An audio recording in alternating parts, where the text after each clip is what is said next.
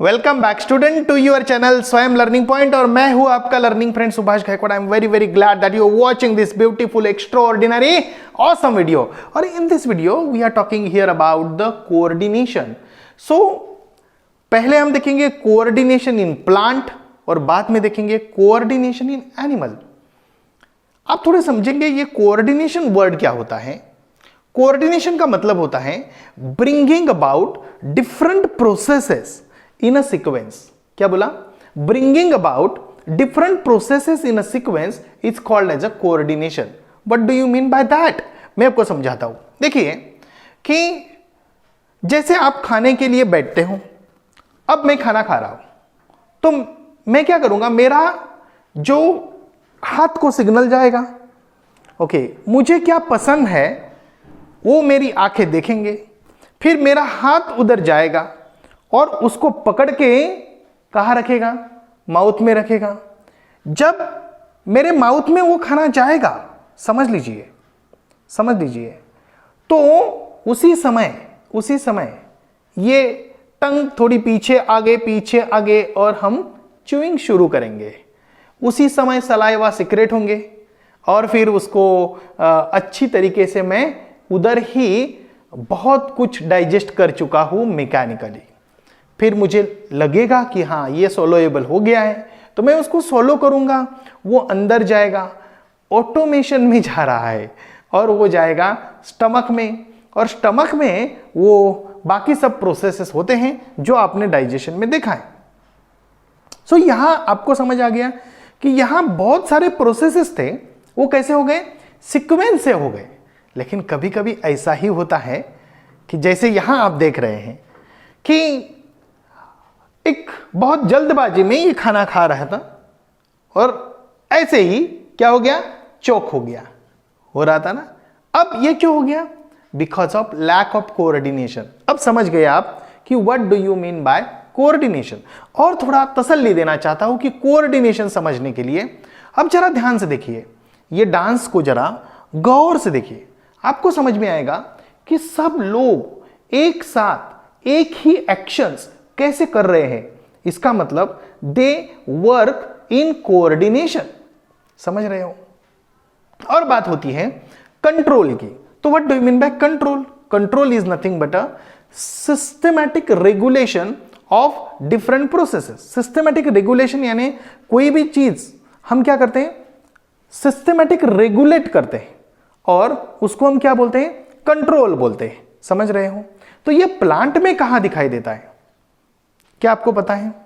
देखिए कि जैसे ये सीड है, अब ये सीड से ये क्या बनेगी? ये सीडलिंग्स बनेगी, फिर प्लांटलेट्स बनेगा और फिर बड़ी प्लांट बनेगी। Is it? अब ये जो सीड है, ये सीड इसके पहले कहां था? सीड था। अब सीड को ये कैसे पता चला कि ये सिर्फ एक डिब्बा था जिसमें वो पड़ा हुआ था, या अब ये सॉइल है और इसमें मुझे उगाना है? तो ऐसा कुछ तो मैकेनिज्म है उसमें कुछ तो कंट्रोल है। अब समझ रहे?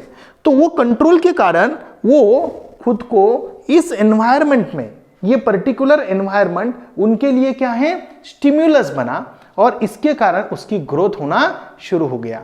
समझ रहे हो? थोड़ी बहुत बातें समझ में आ रही है आपके। अब प्लांट में कोऑर्डिनेशन कहां से आ गया, मैं आपको समझाता हूं। देखिए कि ये प्लांट आप देख रहे हैं, ये विंडो में प्लांट है। अब ये कहां जा रही है? ये बाहर जा रही है। बाहर क्यों जा रही है? क्योंकि उनको सनलाइट चाहिए। तो ये अपने को क्या कर रही है? प्रोसेस कर रही है, मतलब कोऑर्डिनेशन कर रही है। व्हाट दैट कोऑर्डिनेशन इज कि उनके जो शूट्स हैं, shoots are going towards the sun to get the energy for the photosynthesis. इसके लिए भी मैकेनिज्म है। प्लांट के अंदर भी क्या है? मैकेनिज्म है। ये प्रोसेस कैसे होती है? ठीक है, ये प्रोसेस कैसे होती है? It is because of that plants respond to the external stimulus. Okay, और उसके कारण वो प्लांट क्या कर रही है? ग्रो हो रही है। समझ रहे हैं? तो बाय द वे, प्लांट के पास ऐसी कोई मस्कुलर या नर्वस सिस्टम नहीं होती है जैसे ह्यूमन बीइंग या एनिमल्स में होती है। प्लांट्स के पास क्या होता है? फिर प्लांट्स के पास कुछ हार्मोन्स होते हैं, और प्लांट्स जो मूवमेंट एग्जिबिट करती हैं वो दो प्रकार के होते हैं। एक होती है ग्रोथ डिपेंडेंट मूवमेंट और दूसरी होती है growth independent movement. Growth dependent movement को हम ट्रॉपिज्म भी बोलते हैं और ग्रोथ इंडिपेंडेंट मूवमेंट को हम नास्टिक मूवमेंट भी बोलते हैं। क्या समझ रहे हो? अब ये ट्रॉपिज्म क्या बला है ये मैं आपको समझाता हूं। ट्रॉपिज्म यानी जो स्टिमुलस है वो जो स्टिमुलस है वो क्या करता है, वो ग्रोथ को डायरेक्ट करता है। जहां डायरेक्शन इन्वॉल्व है उसको हम ट्रॉपिक मोमेंट या ट्रॉपिकल मोमेंट भी कहते हैं। और जो नास्टिक मोमेंट है या ग्रोथ इंडिपेंडेंट मोमेंट है, इसमें डायरेक्शन का कोई रोल नहीं होता है या यहां ग्रोथ भी नहीं होती है। समझ रहे हो? यहां सिर्फ मूवमेंट हो रही है। क्लियर यहां तक? Okay good. अब देखिए कि हम पहले उस पार्ट को देखते हैं, ट्रॉपिज्म या tropic movement. What that tropic movement और tropism? The movement or a growth of any part of a plant in response to the external stimulus. It's called as a tropism or tropic movement. ध्यान से समझना ये definition को क्या है और note down करना आपके नोटबुक में। The movement or a growth of any part of a plant in response to the external stimulus is called as a tropism or tropic movement. यहां तक क्लियर हो गया? गुड। अब ये ट्रॉपिज्म के लिए किस प्रकार का स्टिमुलाई है, इसके आधार पर इसके कुछ टाइप्स है। जैसे कि लाइट यदि स्टिमुलाई है तो उसको हम क्या बोलेंगे? Phototropic movement. जैसे कि ये जो शूट है देखिए, यानी प्लांट्स का जो ऊपरी पार्ट है उसको क्या बोलते हैं? शूट बोलते हैं। It moving towards the sun to get the sunlight, so this is what called as a tropic moment, तो फोटोट्रॉपिक मोमेंट। अब प्लांट्स के रूट देखिए, यहां देखिए वो यहां वाटर की तरफ मूव हो रहे हैं। It means that they are moving towards the water. Here water is a stimulus and so we can say it is a hydrotropic moment. यहां तक क्लियर हो गया है? अब ये सिर्फ जमीन में जा रहे हैं, तो जमीन में जा रहे हैं तो it's because of the gravity only, so उसको हम ग्रेविट्रोपिक या जियोट्रोपिक मोमेंट भी बोलते हैं, ग्रेविट्रोपिज्म भी बोलते हैं। ये क्लियर हो गया? अब यहां देखिए ये आपको क्या दिख रहा है? This is what the female reproductive part of the flower, और ऊपर से ये पोलन ग्रेन है। अब ये जर्मिनेट हो रहे हैं, और उसको कैसे समझ में आ गया कि मैं अभी यहां स्टिग्मा पे हूं? इसको स्टिग्मा बोलते हैं। ओके, इसमें मैं लैंड हुआ हूं और अब मुझे, तो इसका कारण है कोऑर्डिनेशन। तो अब ये क्या हो रहा है? It is passing towards the ovule and this is called as a chemotropism. क्या यानी एक पर्टिकुलर केमिकल्स के कारण ये मूवमेंट हो रही है, इसको बोलते हैं केमोट्रॉपिज्म। अब ये वाइन को पकड़ो और मतलब समझो। ओके, अब ये कैसे हैं? इसको पकड़ पकड़ के ये टेंड्राइल्स ऊपर जा रहा है, इसको क्या बोलते हैं हम? थिग्मोट्रॉपिक मोमेंट। अब ये थिग्मोट्रॉपिज्म क्या है मैं आपको समझाता हूं। थिग्मा का मतलब होता है टच और ट्रोपो का मतलब होता है टर्न, यानी टर्निंग करके किसी एक ऑब्जेक्ट को वो टच करता है तो वो उसको क्या करता है? एंटवाइन करता है या टर्न करता है, और अपने वो जो प्लांट है वो प्लांट को ग्रो होने में हेल्प करता है। इधर ग्रोथ इन्वॉल्व है। ये सभी मोमेंट्स को हम ग्रोथ रिलेटेड या ग्रोथ डिपेंडेंट मोमेंट बोलते हैं। क्या समझ में आ रहा है? बहुत बढ़िया। मुझे उम्मीद है कि आप बहुत पसंद कर रहे होंगे। इस वीडियो को लाइक दबा के करना, शेयर जरूर करना। बीच में बोल दिया, लेकिन हम आगे जाने वाले हैं ग्रोथ इंडिपेंडेंट मोमेंट।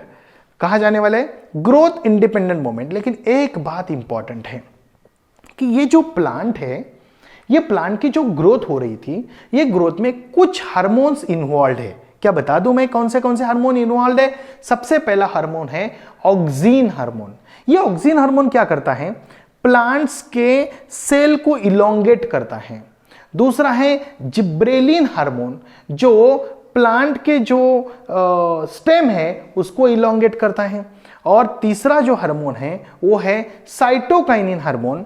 ये हार्मोन सेल डिवीजन के लिए हेल्प करता है। इसके कारण जो आप यहां देख रहे हो कैसे प्लांट्स के जो फ्रूट है वो बड़े हो रहे हैं, जैसे आम या एप्पल्स, ये फ्रूट कैसे बड़े हो रहे हैं। It means that the growth of fruit where this cytokinin found in a greater quantity. और दूसरी इंपॉर्टेंट बात, ये दूसरा एक हार्मोन है, उसको एब्सिसिक एसिड बोलते हैं। एब्सिसिक एसिड बोलते हैं। अब ये हार्मोन क्या काम करता है कि लीव्स या फ्लावर्स को विल्ट यानी सूखने के लिए हेल्प करता है ताकि शेडिंग हो राइट टाइम पे। समझ रहे हैं? तो इसका मतलब ये हो गया, अब ये आपको पता चल गया है कि प्लांट्स भी कोऑर्डिनेशन करते ही करते हैं।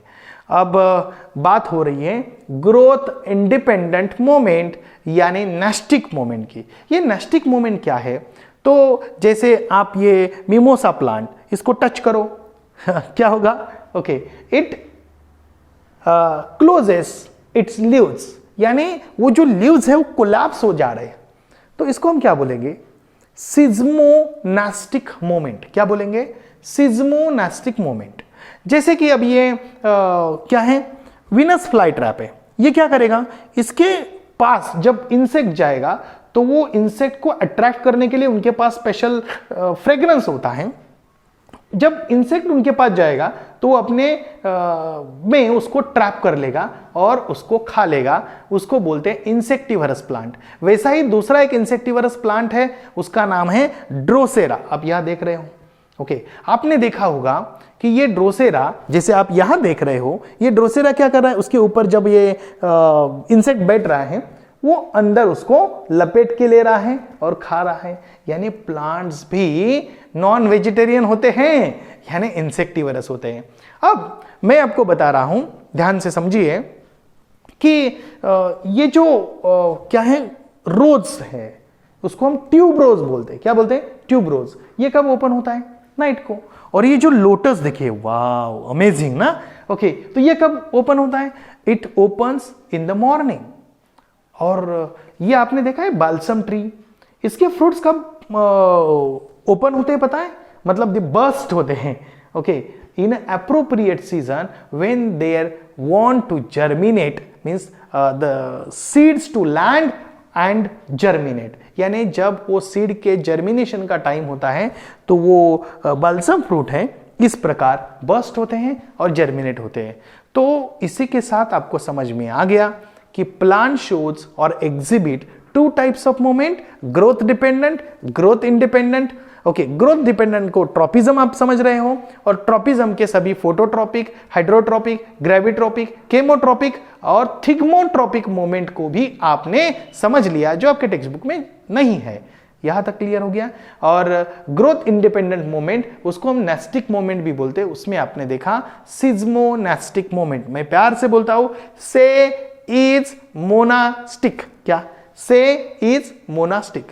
मुझे उम्मीद है कि आपको यह वीडियो बहुत पसंद आया होगा, तो इसको जरा लाइक करिए, नए हो चैनल पे तो सब्सक्राइब करिए और वीडियो को आपके दोस्तों में शेयर करने को ना भूलिए।